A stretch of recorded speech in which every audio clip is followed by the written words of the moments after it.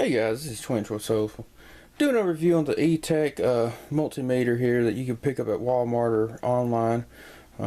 I've had this meter for years. I mean, probably 5 years, and I'm sure you guys recognize it from some of the previous videos that I using my meter. So, just go over some of the features. You got your leads here, real basic, 3 feet long.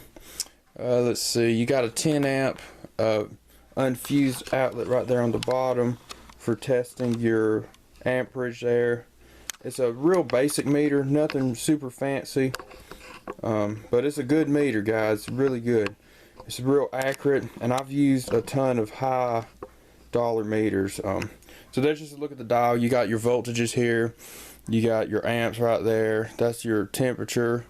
Let's see, just your basic voltages, 1.5 volts. Let's see, 9 volts and 12 volts. And then you got your diode and continuity test, and of course all your ohms right there. So this is not an auto ranging meter, so you do have to manually select your range pretty much with your voltage and amps and all that. Let's see, got your little AC DC switch right up there on top. 9 contact voltage tester right there, that button, as well as the hold button. So if you turn it on, like you see, I was able to hold that voltage right there real quick. That's the startup voltage, or how it, it shows before it zeroes out, and then you can unhold it just like that. So that's real convenient to have, real convenient feature. Let's see, let's just go over that. You see the model number. I'm assuming that's a model number. It's 10709.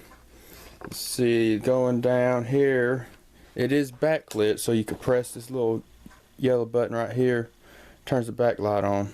So it's good for working in dark conditions. Now keep in mind, it does fade. You see the backlight does fade, so just something to note. It has a little krypton incandescent bulb right there, little flashlight on it.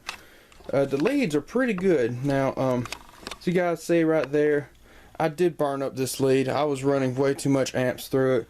I was probably pulling like 20 amps for it. So that was kind of stupid on my part for even doing it, because this meter's only rated for 10 amps. It did not do too good with my meter. It ended up blowing my fuse, which is good, so that was really good. So that's just something to note. These leads are, I mean, as long as you're doing within what the meter could take, like you see that's 10 amps max right here. As long as you're doing that, you'll be fine with your leads. So now the back here, turn the meter off.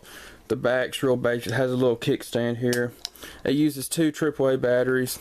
So it's just a real good basic meter. Now, like I said, I've used a lot of high-end meters. I've used Flukes, Gardner Bender meters, Snap-on meters. And for the price, this one was only 20 bucks. You really can't beat it. It is extremely accurate. Obviously, it's not going to have as many features as a Fluke meter or even the Snap-on meters. But for the price, $20 versus $200 for like a Fluke, can't beat it at all. And I also like the part that this has the non-contact voltage checker right there. This top button right here, which I can show you that in action here in just a second. But that's real good. So like if you're working on house circuits or even DC circuits, anything that has high voltage, it's really important to make sure it's off. Otherwise you could risk injury or possibly even death and being electrocuted. So yeah, that's really something nice to have, a cool little feature. But yeah, I could go and show you that in action just so you guys can see how convenient it is. Alright guys, so I got a power bar here and it is turned on.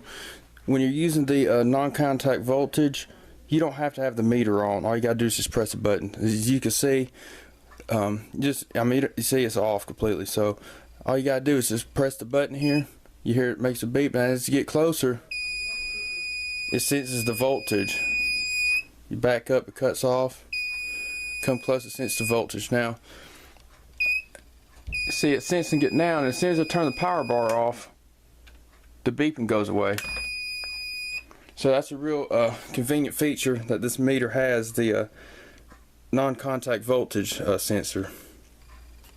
Yeah guys, overall this is a very impressive meter. I was really thoroughly impressed with it, and at the price, I mean, you can't beat it for 20 bucks, it's pretty decent meter. So like I said, I've used all kinds of meters, of fluke meters, snap-on meters, Gardner Bender, their meters, even the cheap Harbor Freight meters, I've used them.